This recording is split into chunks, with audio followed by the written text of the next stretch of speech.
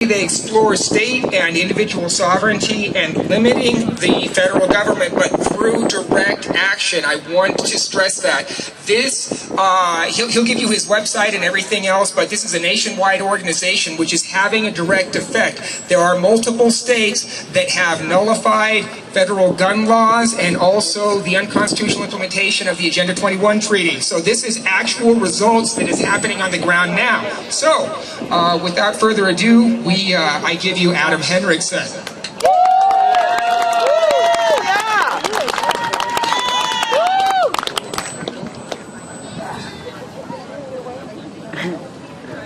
Hello.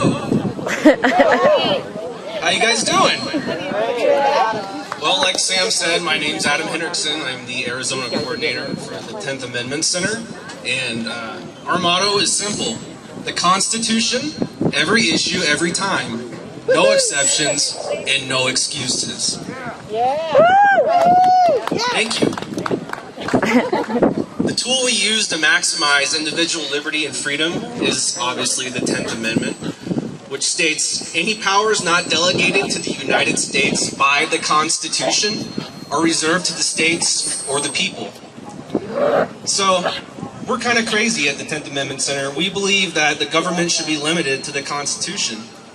And some of you might be thinking that even that might be too much power. And you can make some valid points on that.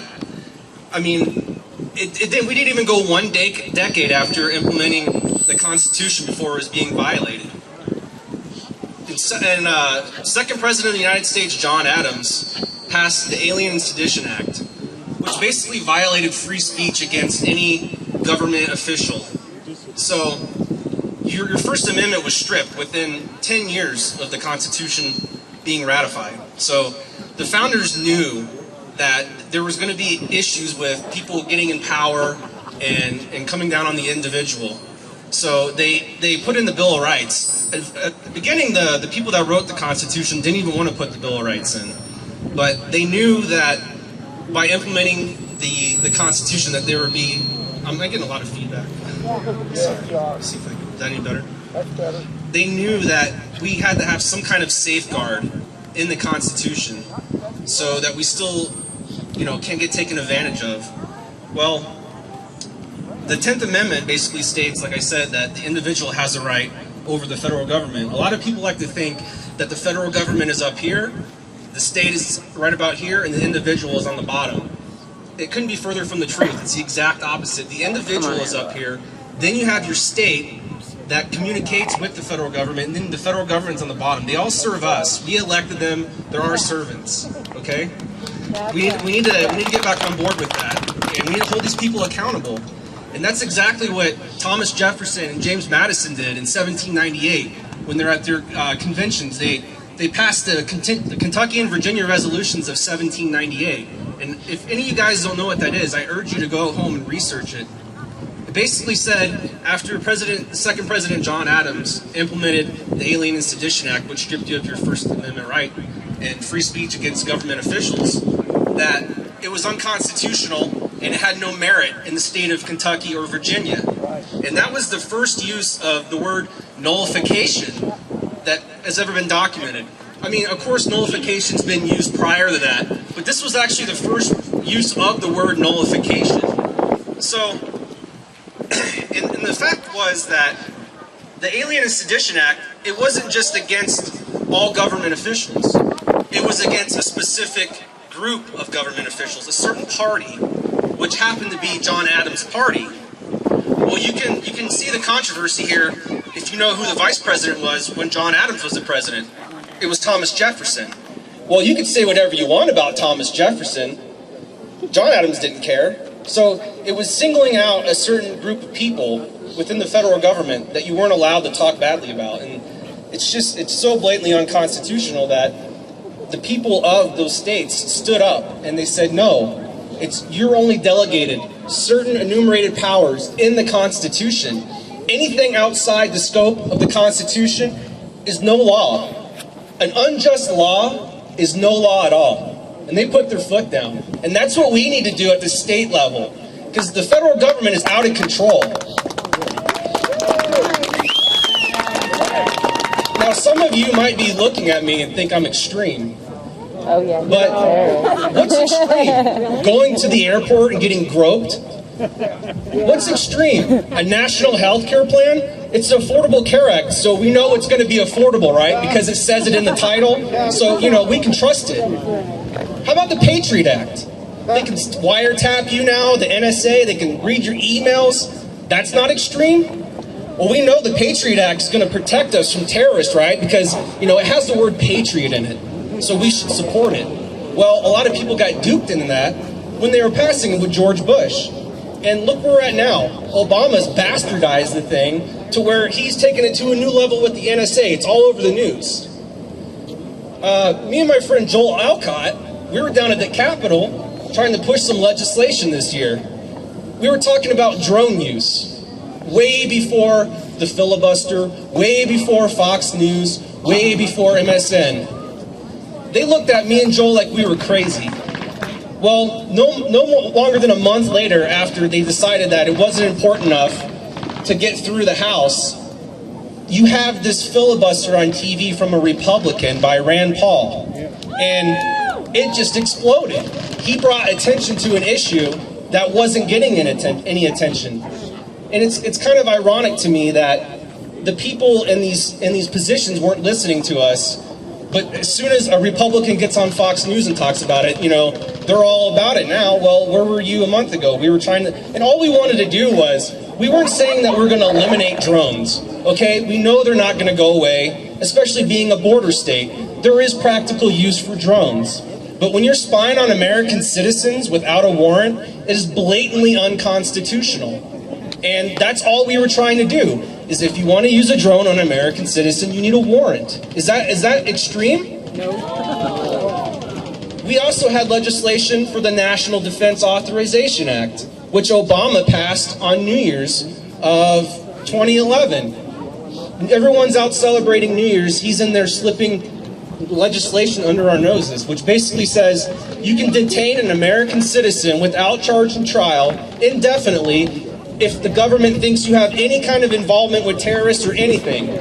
I mean, you could just murmur the word terrorist if you're a journalist. I mean, if you look into this a little bit further, they took it all the way to the Supreme Court because journalists were afraid that if they're over there reporting about what's going on in the Middle East, that they could deem them a terrorist and throw them in prison. I mean, this is extreme stuff. So the 10th Amendment, we're really not trying to do anything extreme. We're just trying to reassert the Constitution and hold the federal and state representatives accountable, and it's just not happening. If the people of the states don't stand up and voice your opinion and introduce legislation, you can't expect these legislators to do it for you. If it wasn't for a few people that introduced legislation against the NDAA, against the drones, it would have never been introduced. It's just you can't rely on them. I mean, they're going to do what's in their best interest. You got to do what's in your best interest. And your best interest is to stand up for your rights. And they're not given to you by government. Rights aren't given to you by government. You have natural rights. Just being alive, okay? They're not gifts from government. I know a lot of people like to say, you know, it's my Second Amendment right to bear arms. No, it's your natural right to bear arms. The only reason why they put it in the Bill of Rights is to reaffirm that. They shouldn't have had to, but they knew that our rights were going to be trampled on as soon as they implement a constitution and put a government in place. And that's exactly why they did it. The 10th Amendment is no different. If you ask me, the 10th Amendment is probably one of the most important parts of the Bill of Rights. Because it's a check and balance. You've got to have checks and balance against your federal officials and state officials. So, if you wanted more information, you can go to our website. It's the10thamendmentcenter.com, TENTH, 10thamendmentcenter.com. We have model legislation. If you guys want to approach your local representative, we have legislation on numerous things. We had, like Sam was saying, we have Second Amendment Preservation Acts, which, by the way, didn't pass in Arizona, of all places. We're ranked #1 for gun rights in Arizona. And we couldn't get a bill that basically said if a federal agent comes into the state of Arizona and tries to confiscate weapons or introduce some kind of mandate limiting capacity, what have you, regulation, rule, mandate, anything against the Second Amendment, it is null and void in the state of Arizona, and we will not enforce it. We could not even get that passed. We have a lot of work to do, guys. A lot of work to do. I thought the Second Amendment Preservation Act was going to be a no-brainer. We are fighting a big fight. The drone stuff, I guess I can kind of see the knowledge isn't kind of caught up with the technology. I think the technology is ahead, but thanks to Rand Paul, he kind of brought that to light. But the Second Amendment, I mean, that's a no-brainer. So if you're not telling your representatives to support legislation that protects our rights, you can't expect them to do it for you, okay? You have to hold them accountable. And if your representatives aren't abiding by the Constitution, they're breaking their oath. They don't deserve to be in office. They should be out of office. Plain and simple. The role of government is to protect liberty. That's it. Nothing more. And they're not doing it. I urge you guys to stand up for your rights. I urge you guys to get involved with your local legislators. I urge you guys to make your own legislation. Introduce it. Call down at the Capitol. Call Jan Brewer. Tell her thank you for the Medicaid expansion. I'm sure she'll like that. I mean, just get involved any way you can. It doesn't take much time. If you call after hours, leave a voicemail for your legislator. They'll read it. Send them an email. We have to do something. I mean, the Constitution is a tool that we can use to hold these guys accountable. Let's start using it. Thank you.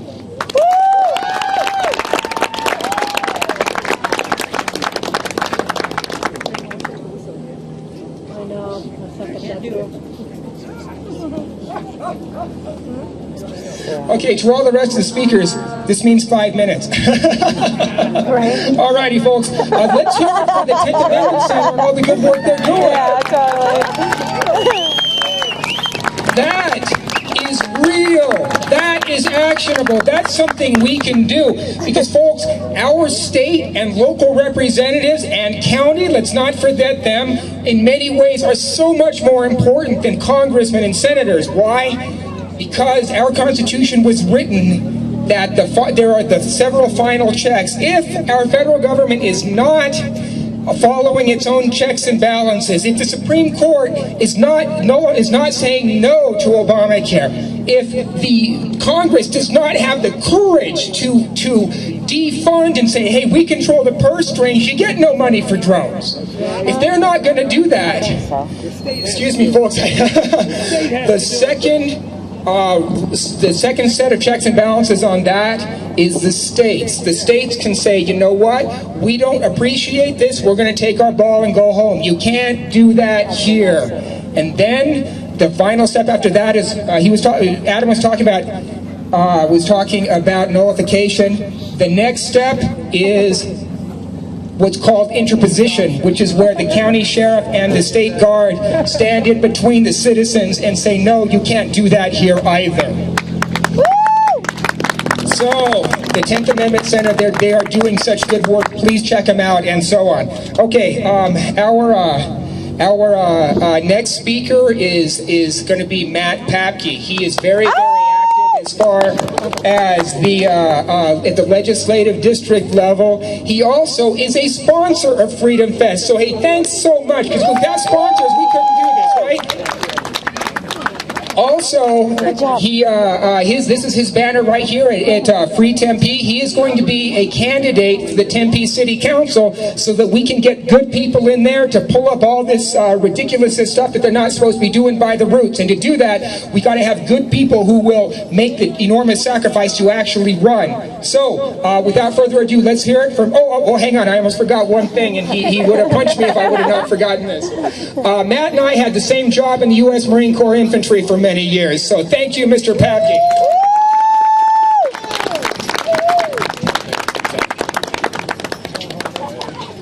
Hello, Patriots! Hello, Navajo County! Once again, you guys leading by example. Seriously. I mean, I'm from Maricopa County, and we've never done anything close to as cool as this. So hats off to Dara, Annette, Senator Karen Johnson, your team, and thanks for coming out today, guys, because this is what it's all about. This is the people engaging and saying, hey, enough is enough, what can I do? And that's what we're going to talk about today. What can you do? 10th Amendment Center? Absolutely. The 10th Amendment, the 10th article in the Bill of Rights, that's very powerful, but it's got to be exercised. So absolutely, Adam is absolutely correct, and they're doing a lot of good work. So thank you, 10th Amendment Center. But they asked me to come out here and talk about a few things today, so I'm going to talk about that, but it's always just nice to get out of Tempe, right? Get out of the heat. It's supposed to be 175 degrees today, so whatever I can do, to get in the cool pines and have a good time.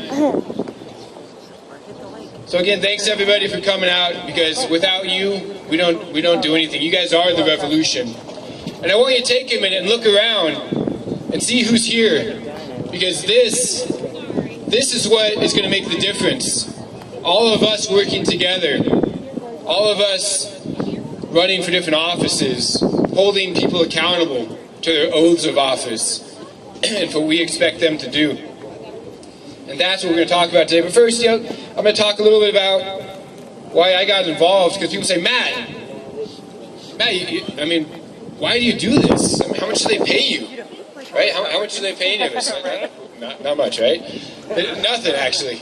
I probably lost money doing this, but I've gained a lot of friends, and I can sleep good at night. But they say, Matt, why do you do this? And I gotta be honest, guys, before I became a Ron politician, I was living a life of pain.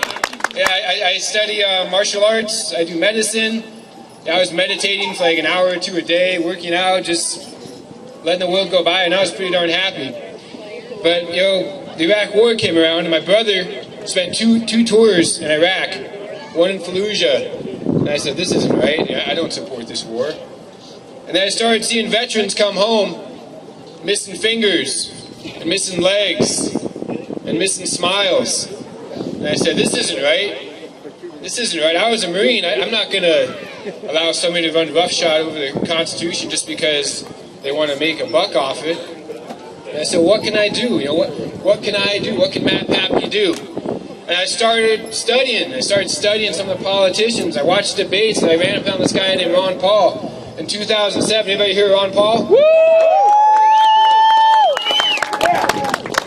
Military officer, physician, economist, you go on, right? I started seeing this guy, I'm like, wow, that guy makes a lot of sense. It was 2007, and he didn't get the nod. I know a lot of people worked really hard, but he didn't get the nod. But I studied him from 2007 all the way to 2010. And I said, well, I need to help this guy. I want this man to be my president. He's going to stop the wars. He's going to put an end to the unconstitutional wars, the undeclared wars, the body bags coming back when they didn't need to. So I said, what can I do for you, Ron Paul? And I listened to him and Doug Wheat, and they said, you got to become a delegate. I said, delegate? What the heck is a delegate? Well, how do I do that? I'm going to be a delegate. I said, you got to become a state delegate. I said, what's a state delegate? Anybody go through that state delegate process? Right? How the hell do you become a state delegate? I took civics. I remember 8th grade. State civics. They didn't teach me about delegates. Well, I said, all right, how do I do that? I said, well, you gotta go be a PC, and you gotta become, you gotta sign up a year in advance, and you gotta register as a Republican. I said, whoa, register as a Republican. Whoa. At that moment.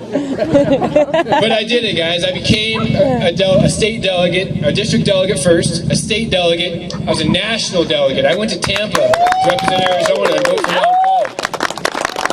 And I went to Tampa, and I was ready. I was ready to go.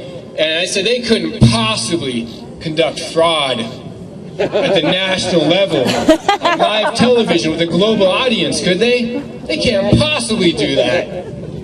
Well, I was wrong. But I went to Tampa, and I gotta tell you, it's my personal feeling, my belief, that had that process gone from the district, the county, the state convention, the caucuses, fair and balanced, without any corruption, Ron Paul would have been the nominee and probably would be our president today. Yeah! Because even with all that corruption, even with all those terrible things that happened to some very good people.